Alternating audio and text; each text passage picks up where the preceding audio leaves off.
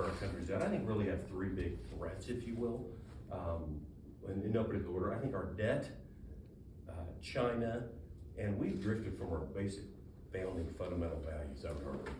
On our debt, we are $36 trillion in debt, which is a massive issue. And just some perspective, if you go rewind the clock, we're in 2025 now, we're at $36 trillion. In 2010, so 15 years ago, we were at $13 trillion. So we have added $23 trillion to the debt just in the last 15 years. And the pace at which we are spending money is not sustainable. 2024, last year, was the first year that interest interest alone was our largest line item in the federal budget. We spent over $1 trillion just on interest serving the debt. Federal budget's about $6.5 trillion.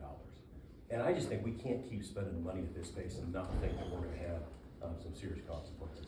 So that's big. I think China is a big threat to us when you look at what they're doing, the intellectual property that they're stealing, the intentions that they seem to have. That's big. And then, bigger picture, I just feel like we drifted from our basic fundamental family values, which I would argue are faith, family, hard work, personal responsibility. The things that make America, America, that frankly, these values are alive and well in Kansas, maybe not the case in other parts of the country. So that's kind of a preface. And a lot of what I feel like when you do is just return to common sense in many ways. And everybody knows the last election, the results of the last election, Donald Trump won in a landslide, and really ran on three things. I mean, a lot of things, but I think really the three biggest issues. I think what the country is saying is, number one, we need to secure the border, which is a national security issue, drug trafficking issue. It just makes common sense. So we need to secure the border. We need to reestablish our energy dominance in this country, which is, I would argue, probably the biggest thing. One of the biggest things we can do to get inflation down and costs under control is unleashing American energy. And then thirdly is to shrink the government and kind of get in control of this bureaucracy that's just grown way beyond, I think, where most Kansans would like it to be and what the founding fathers intended. So, and there's a lot going on in Washington, D.C. I think everybody in this room knows that. Lots happened last month. The country, Washington, D.C. is certainly different last month since Donald Trump came back into office. Kansas is different, and the whole country is different as well. So far as priorities, I would say for top of the list is securing the border, and there's a whole bunch of things to do there. And I want you all to know how I view things. I think when we talk about border, I think oftentimes three different issues get lumped together that are actually very distinct and different, but are somewhat connected. I think we need to secure the border. I think border is an issue. I think immigration is an issue. We've got to figure out how we have a working immigration system so that people can come into this country and work in agriculture and in other sectors. And the third issue is workforce, which how do we get the workforce outside the border immigration? How do we get the workforce that this country needs? And that's where Seth and Colby Community College and our other schools come in as well. But that's a definitive thing that very focused on. And then unleashing American energy independence, which I continue to talk to. You talk to any oil and gas producer, any energy producer, we talk about how difficult it's been for the last few years for them to do what they do. And we've got to figure out how we loosen that. I think a lot of that is the permitting process. When you look at in our country, you can spend 5, 8, 12 years just getting the permit to build a new power plant, to do some of these basic projects. We have got to figure out how to speed those things up. So that's big. And then another really large thing for our district, of course, that I'm something I'm hyper-focused on is how do we pass a fiscally conservative, fiscally responsible 5-year farm bill? Agriculture is so important to us. Understand that farm bills today are 81% of the farm bill is food and nutrition programs, 19% is everything else. And in everything else are things like crop insurance, conservation, the things that our district, by and large, our ag producers care about. But the overwhelming majority of the bill is food and nutrition. So the 5-year bill that we were under expired in 2023. It's been extended for a year once, now it's extended for another year. But it's way past time that we got a 5-year farm bill done. I've been on the floor of the House now, I think 38, 39 times, urging the rest of the Congress to get serious about getting a 5-year farm bill done and locked in. So optimistic that's gonna happen this year, but we will see. So a lot of other things we can talk about as well. Legislatively, probably the biggest piece of legislation you're gonna be already hearing about and will continue to hear about is called the reconciliation bill. And it's a big bill that included is going to be securing the border, getting the energy industry back on track, and then extending or preventing tax hikes here at the end of the year. So if you have one takeaway, I just would hope everybody realizes that if Congress doesn't act come January 1 of next year, everybody in this room and everyone in the district is gonna get a tax increase. And I just don't think now's the time to be raising taxes on people. So some of it's called the Trump tax cuts, whatever you're gonna call them, but those passed in 2017. All those tax provisions expire the last day of this year. So that will impact everybody's income taxes, estate taxes, host of other taxes as well. So getting those tax cuts permanent, very, very important in my mind, because again, this is not the time to be raising taxes on people. So happy to answer any questions, take those whatever direction you would like. There's a lot going on, but thank you all for being here and for taking time. So anything particular on anybody's mind this morning? I could Yeah, talk. ma'am. Yeah. Sorry, I have to read this since I've had a stroke, but I'm Connie Davis, and thank you very much for coming out to listening to us. I'm one of your constituents from Colby for 76 years. I'm a retired teacher and a mother of 4 children, 10 grandchildren. My legislator father, Donald D. Smith, carried the bill for establishing Colby Community College in 1963. I taught at the college until I retired. I was friends with Bob Dole and made many trips back to Washington, D.C.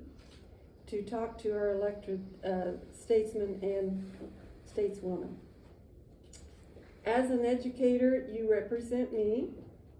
I taught English as a second language for immigrants, and even though they cannot vote, I vote for them.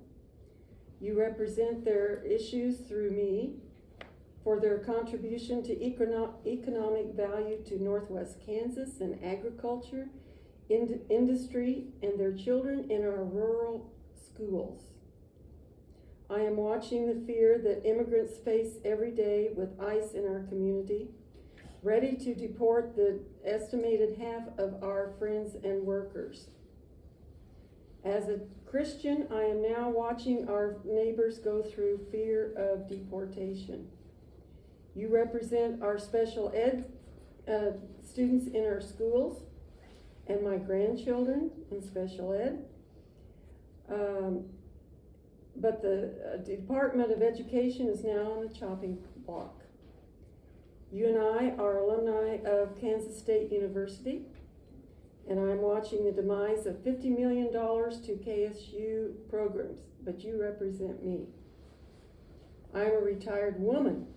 You represent me. I have not slept well since the election, since I'm worried about my Medicare insurance and my Social Security. I have read Project 2025. I'm watching what the current president is doing and planning to do for those programs. I'm worried that my privacy has been breached. You represent me.